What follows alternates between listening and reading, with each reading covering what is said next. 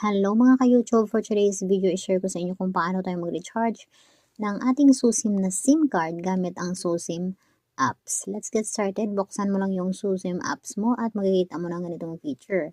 Let's say mag-recharge tayo ng 50 HKD for 90 days. Scroll up mo lang, then makikita mo na yung QR code mo. Ipapakita mo lang yung QR code mo sa Park and Shop or sa Watson.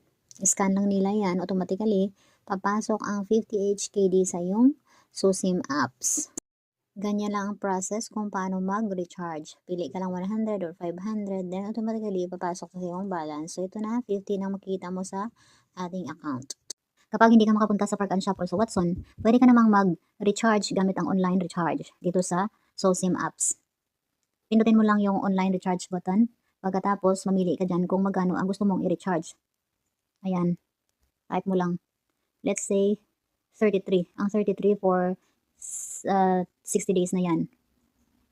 Ang validity ng SIM card. Pero yung internet ay 1 month yan.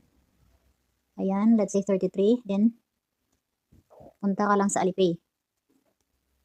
Or PayMe, pwede naman. Wala ka kung anong gusto mong ibayad or ibili. So, let's say Alipay. Then, add value. Once na tap mong add value, makikita mo nitong features.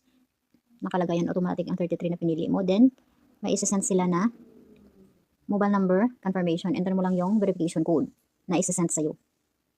At dito, nasa Hong Kong kasi dito tayo sa Hong Kong. Then, enter mo lang yung mobile number ng Alipay mo na na-registered at verified.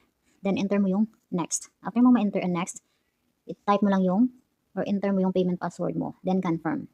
So, hindi natin itutuloy kasi kahapon lang tayo nag-recharge. Pinakita ko lang sa inyo.